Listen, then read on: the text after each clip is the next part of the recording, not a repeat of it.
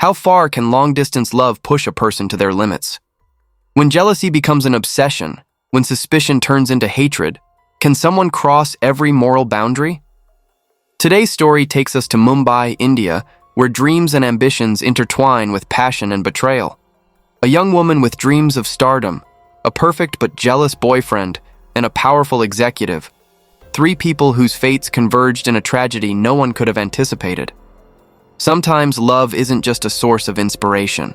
It can become the driving force behind the most brutal actions. Emile Jerome was born in Kerala, India, into a traditional middle-class family. From an early age, his parents viewed him as the ideal child. Every Sunday, he attended church with his parents. His academic performance was always top of the class, and he was one of the school's most outstanding athletes. In 1997, Emile represented his school in a national swimming competition and won first place. During the same period, he was consistently honored at student debate Olympics. Emile was the embodiment of the term all-rounder, someone who could excel in any field he pursued. As he entered his teenage years, Emile not only possessed talent, but also had a tall, lean build and handsome features. This combination made him the idol of the entire school, especially among the girls. A small story perfectly illustrates Emile's influence and cunning. After an argument with a classmate who was running for class representative, Emile made a clever move. Instead of confronting directly, he quietly campaigned for his rival's opponent. Emile understood the power of his appeal. He knew that if he supported someone, all the girls in school would blindly follow him. And that's exactly what happened. Emile's rival suffered a crushing defeat in the election. This was just one of countless examples showing that Emile not only possessed natural charisma, but was also a skilled strategist who knew how to turn fame into a weapon to achieve everything he wanted. However, despite having an entire army of girls ready to rally around him, Emile's heart belonged to Maria Susaraj alone. His love for her was complete and absolute. Their love story began on a platform that older generations will remember with nostalgia: Orkut. For those who lived through the 2000s, Orkut was a popular social network at the time, a true cultural phenomenon before Facebook or Instagram appeared. It's unfortunate that this pioneering platform officially ceased operations in 2014, leaving many with beautiful memories of the early days of social media. Fate brought Emile and Maria together right in their high school classrooms. Both joined an Orkut group for their school students, and from there, love quietly blossomed. If Emile was the model of a well-rounded student, then Maria was a true artistic soul. From childhood, she displayed remarkable talent in music and dance. For Maria, the dream of becoming an actress wasn't just a desire. It was her reason for existing. Maria's school life was completely opposite to Emile's. Instead of diligently studying from books, she devoted all her passion to school plays, arts programs, and every artistic activity the school offered. The inevitable result was a dismal report card with a series of subjects requiring retakes. But Maria didn't care. In her mind, the artistic path was her destiny, and she didn't need any other backup plan, including attending college. For Maria, her passion for the arts wasn't a choice, it was a mission. However, Maria's dream faced fierce opposition from her family. In their traditional view, a woman's duty was to marry, have children, and be content with the role of wife and mother, not chase after unrealistic dreams of Bollywood stardom. But Maria, with her strong and determined nature, chose to listen to her heart's calling rather than her family's voice. The year 2002 marked an important milestone in Maria's career when she was chosen for the lead role in a film. In her eyes, this was the golden door to success, the grand debut she had long dreamed of. However, reality was more brutal than expected. The film completely failed at the box office, crushing her initial hopes. After this failure, Maria still tried to hold on to her career with small, scattered roles, but opportunities were increasingly scarce. What made the situation more difficult was Maria's grand ambition. She wasn't satisfied with being just an ordinary local actress. In her mind, only national fame would be worthy of her talent and hopes. Determined not to surrender to failure, Maria made a bold decision. Move to Mumbai, the heart of India's film industry, where Bollywood dreams could become reality. Meanwhile, Emil was writing his own success story on a completely different path. He had earned admission to university to study marine engineering in another city and later became a naval lieutenant. Subsequently, Emil continued to shine in every field he entered. His superiors couldn't stop praising his talent. For Emil, excellence seemed to be a birthright. Interestingly, during this time, the couple's relationship was kept strictly secret. Even Emil's closest friends had no idea how serious the romance between him and Maria had become. When asked, Emil would casually brush it off. "Oh, we're just dating." However, according to press reports, the reality was that both were preparing to enter the engagement phase and had even planned their wedding. Emil loved Maria and knew that to be with her, he would have to let her move to Mumbai. Maria wasn't a woman who would trade her dreams for family happiness. She was born to shine on stage, not to settle within four walls. Emil understood this, and with a heavy heart, he agreed to let the love of his life fly to Mumbai. They began a challenging long-distance relationship, holding on to the fragile hope that someday fate would bring them back together. But destiny had other plans, and that name was Neeraj Grover. Neeraj Grover, a name making waves in the Indian television industry. At 25, he had achieved what many people spend their entire lives trying to accomplish. His most recent success was a game show called Are You Smarter Than a Fifth Grader? A program that made everyone curious to test themselves. Neeraj was the embodiment of success and power in the entertainment industry. March 2008 marked an important turning point in Maria's life when she met Neeraj Grover. In Mumbai's entertainment world, it was common for people in the same industry to meet at events, parties, or familiar venues. Their first meeting occurred naturally. Initially, their relationship was entirely work-related. Neeraj, as a reputable producer, agreed to help Maria find acting opportunities.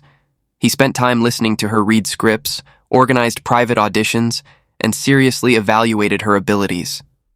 However, the results weren't what Maria expected. Neeraj realized that her acting talent might not be as outstanding as she believed, especially when Maria's regional accent became a barrier in approaching major roles.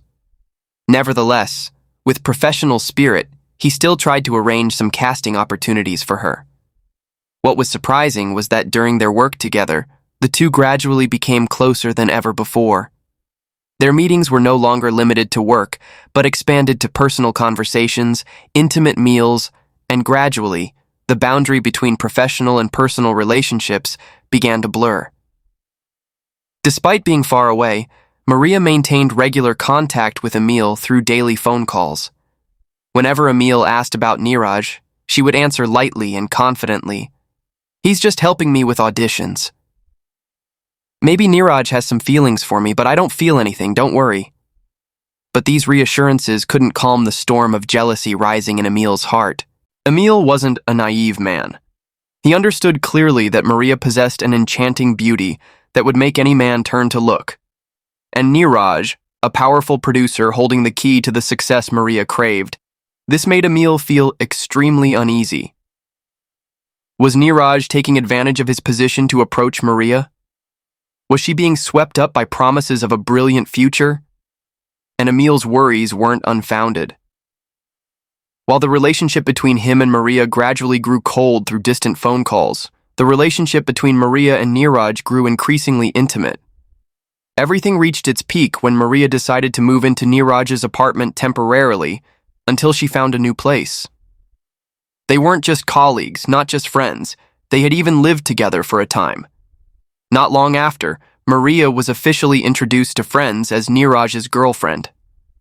According to a close friend we'll call Lau, this couple didn't hide their feelings at all.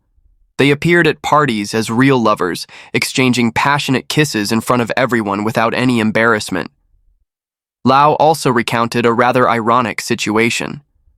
One day, Maria came to him looking worried, asking seriously, "Do you think Neeraj is betraying me? Is he conducting casting couch sessions with other women?" This question was deeply ironic when Maria herself was living a double life, betraying the man she was engaged to back home. May 6th marked a fateful turning point. Neeraj had announced to all his friends that he would spend the entire day helping Maria move to her new apartment. She had finally found her own place and was ready to start a new chapter. This seemingly normal announcement became Neeraj's final farewell to the world. The next morning, when the sun was high and Neeraj still hadn't appeared at the office, his friend Lau began to feel uneasy. Neeraj was famous for being extremely punctual and responsible. His being late without notice was completely abnormal. Lau decided to call to check the situation. The call was answered, but the voice from the other end wasn't Neeraj's, it was Maria's. She explained calmly. Neeraj went home around 1:30 a.m. after helping me finish moving, but he forgot his phone here. That's why I'm answering for him. The explanation seemed reasonable, but as time passed and Neeraj still didn't appear, people began to worry seriously. His phone became the center of attention as it continuously rang. Friends, colleagues, business partners, everyone was trying to contact a busy Neeraj Grover as usual. The statistics from that day showed a total of 130 calls made to Neeraj's phone, and among them, only one call was answered by someone. Among the continuous incoming calls, Neeraj's sister was perhaps the most worried. She spent the entire afternoon anxiously calling repeatedly, hoping to hear her brother's familiar voice. Finally, after countless attempts, the call was answered. Neeraj? Neeraj? She called her brother's name with a voice full of worry, but only silence answered. Instead of his voice, what she heard was only strange sounds, vague rustling, as if the phone was being crushed in a bag of clothes. Then suddenly the signal was cut off. When the situation became increasingly serious, Lau couldn't sit still anymore. He decided to go directly to Maria to retrieve Neeraj's phone and gather more information. However, instead of inviting him up to the apartment naturally as usual, Maria did something quite unusual. She came down to the building lobby to meet him. When Maria appeared, something was wrong. Her body was full of strange marks, signs that Lau, in his worried state about Neeraj, didn't notice. Her behavior was also somewhat different from usual. Her gestures, eyes, and way of speaking all carried an indescribable unease. Lau's simple question, "Do you know where Neeraj went after leaving your place?" unexpectedly made Maria flustered. Those moments of hesitation, though brief, were enough for Lau to realize something was wrong. I don't know where he went," Maria finally answered with a lack of confidence. Lau felt everything had exceeded the limits of normal worry. "All right, give me the phone," he said decisively. "I'll have to file a missing person report immediately. Neeraj has been missing for over 24 hours, and this is completely unlike him." With a heavy heart, Lau drove straight to the police station. The missing person report immediately triggered an official investigation. And as a natural rule in every case, police started with the last person to see the victim, Maria Susiraj. She became the focus of the investigation not only as the last witness, but also because strange details began to be revealed. When investigators dug deeper into the relationship between Maria and Neeraj, a complex picture gradually emerged. What was initially thought to be collegial friendship or professional support now seemed to be much more emotionally intimate. Friends' testimonies, evidence of them living together, and the couple's public intimacy all pointed in one direction. This was a real romantic relationship. But what made the situation complex was that Maria had another man, Emil, her fiancé, who was far away. This discovery was like a blinding flash in the investigators' minds. They might be dealing with a crime of passion, where desire and jealousy had led to unforeseeable consequences. As the investigation expanded, another dark aspect of Emil began to be revealed. Those who had known him described a picture completely opposite to the image of the perfect young man. Although Emil excelled in studies, sports, and was admired by everyone, he had a weakness, a hot temper, and fierce jealousy. Especially when mentioning Neeraj, Emil couldn't hide his unease and hostility. The combination of superior talent and jealous nature was like a time bomb waiting to explode. Maria frequently had to come to the police station to face continuous interrogations. In each meeting, she steadfastly maintained her innocent stance and repeated the story she had told Lau like a memorized lesson. Neeraj came to help her move. He stayed until 1:30 a.m., then left and accidentally forgot his phone. However, experienced investigators quickly caught the inconsistency in this testimony. They asked a seemingly simple but difficult to answer question. Why would a busy man like Neeraj not return to get his phone? In an era when mobile phones became an indispensable right hand, forgetting it somewhere and not immediately returning to get it was almost impossible. As pressure increased through each interrogation session, small cracks in Maria's story began to appear. Police psychologists noticed every small detail: how she avoided eye contact when answering, unusual moments of hesitation, and especially increasingly vague and uncertain responses.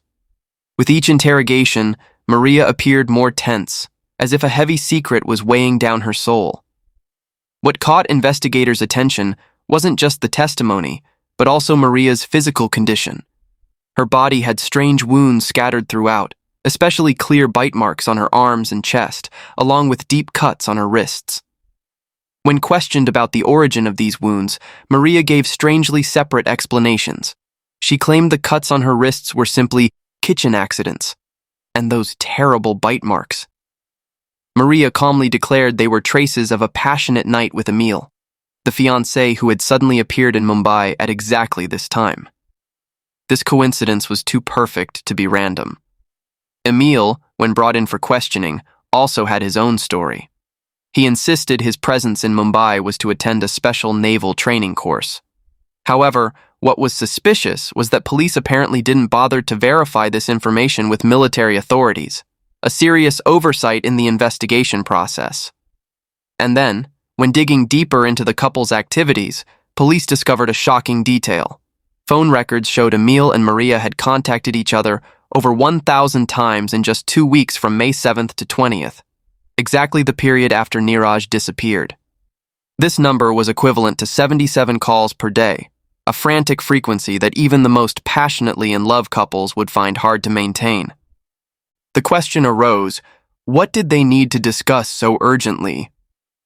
When police searched Maria's apartment, they encountered a scene full of contradictions.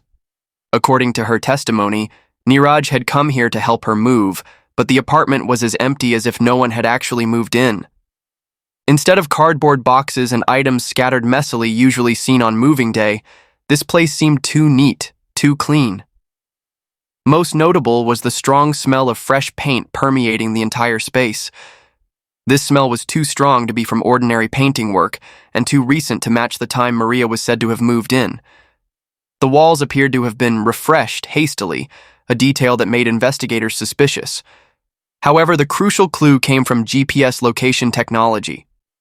The only call answered on Neeraj's phone, the call where his sister only heard rustling sounds, had inadvertently left an undeniable digital trace. Maria had insisted to police that on May 7th, she and Emil had gone shopping in another area of Mumbai. But when experts traced the GPS signal of the answered call, they discovered a shocking truth. Neeraj's phone at that time wasn't in Mumbai at all, but in a completely different location, even a different city. This meant someone had taken Neeraj's phone and traveled far from Mumbai, and if Maria was holding this phone as she admitted, then her testimony about staying in the city was completely false. This strange coincidence, born from an accidentally answered call, had become irrefutable evidence of Maria's deception. When evidence against Emil and Maria continued to pile up, the pressure from continuous interrogations exceeded the limits Maria could endure. The police building became her mental prison. Finally, under unbearable pressure, Maria collapsed. The confession began with a fateful phone call on May 6th. Emil, from far away, had called Maria as usual, but this time he heard something that made him furious. The voice of a man from the other end. No need to guess, it was Neeraj. In that moment, all the doubts, worries, and jealousy that had been building up in Emil's heart for months exploded like a volcano. What made Emil even more enraged was that he had never known Maria had been living with Neeraj, even temporarily. This concealment was like a knife stabbing straight into his trust. Maria, sensing Emil's fury through the phone, had tried to calmly explain. Neeraj is just helping me move. He'll go home right after dinner, definitely won't stay overnight here.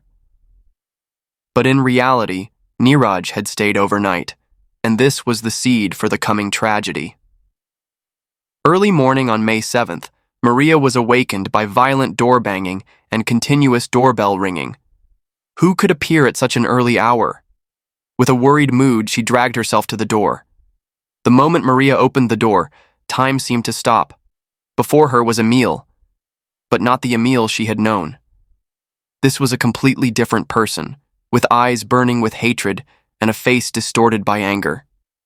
The demon of jealousy had completely taken over his soul. Without a word, Emil pushed Maria aside with hateful force and rushed straight into the bedroom. The scene he saw was exactly what had ignited the final flame of fury. Neeraj was lying on the bed. Rage exploded instantly. Emil lunged at Neeraj with consecutive punches. Maria's desperate screams echoed throughout the apartment. She begged, she cried for help, but no one could stop this storm of fury. Neeraj, in desperation, ran into the bathroom and tried to lock the door. But Emil, with the strength of a madman, had broken through that final barrier. And when he appeared with a kitchen knife in his hand, Neeraj's fate was sealed. What happened next was so horrific that words cannot fully describe it. Emil had turned Neeraj into the victim of a brutal massacre, blood splattering everywhere, turning the bathroom into the scene of a nightmare. According to Maria, the savagery was to the extent that she could see Neeraj's internal organs, a haunting image she would never forget. But the horror didn't stop there. According to Maria's confession, right next to Neeraj's still warm corpse, Emil had made her the next victim, not of death, but of a savage sexual assault. This was the source of the wounds police had discovered on her body. After the madness temporarily subsided, harsh reality struck. They needed to cover up the crime. Around 10 a.m., Maria went out to buy 2 large bags, curtains, and a knife. These seemingly harmless items would become tools for them to dismember Neeraj into small pieces for easy transport. The cleanup work was conducted systematically but hastily. They tried to erase every trace, but blood had seeped deep into the walls, forcing them to paint over it. This was the reason for the strong, fresh paint smell police had discovered. Even in their panic, they had chosen the wrong paint color, creating suspicious differences on the wall. Finally, they borrowed a car from an acquaintance, loaded the bags containing the body into the car, and began the journey to Neeraj Grover's final resting place, a journey they hoped would bury this horrific secret forever. While on the way to the body disposal site, a small mistake became the decisive link in the chain of evidence against them. Maria had accidentally answered one of the 130 continuous calls to Neeraj's phone. Although the call lasted only a few short seconds and she didn't say a word, this was enough for the GPS system to record the phone's exact location. This seemingly minor mistake became irrefutable evidence, exposing the lies in Maria's alibi testimony. At 4:30 p.m. that afternoon, the couple stopped at a gas station and bought 2 full cans of gasoline. They drove to a deserted forest area in Manor, about 25 miles from Mumbai, poured gasoline on the bags containing the body, and completely incinerated them. By 9:40 p.m., they had returned to Mumbai, thinking they had erased all traces. When the case was brought to court, the trial results caused fierce controversy in public opinion. Maria Susairaj was acquitted of murder, but found guilty of concealing and destroying evidence, with a sentence of 3 years in prison. However, what outraged the entire Indian population was that she didn't have to serve a single day in prison. Due to a strange loophole in the judicial system, the 3-year waiting period for trial was counted toward her sentence time. Therefore, Maria was released immediately after sentencing, a mockery of justice that left the victim and Neeraj's family feeling disappointed. As for Emil, he received a 10-year sentence for culpable homicide. The court determined that he had acted in a fit of rage, without premeditation, so he wasn't convicted of premeditated murder. But this decision created 2 strong streams of opinion in public discourse. Public reaction reflected deep dissatisfaction with the judicial system. While some believed the sentence was appropriate to the nature of the crime, most public opinion felt the punishment was too lenient compared to the brutality of the case. The image of a savage murder, dismemberment, and incineration of the body was deeply etched in people's minds, making them believe that justice had not truly been served. The case highlighted the complex intersection of love, ambition, jealousy, and violence. It showed how passion could drive people to cross moral boundaries they never thought possible. The tragic end of Neeraj Grover, a young man with a promising career, serves as a stark reminder of how quickly lives can be destroyed when love turns to obsession and jealousy becomes murderous rage. This Mumbai murder case remains one of India's most notorious crimes of passion, a cautionary tale about the dark side of human emotions and the devastating consequences when love transforms into something monstrous. And that concludes today's case. Thank you for following along, and we'll see you in the next videos.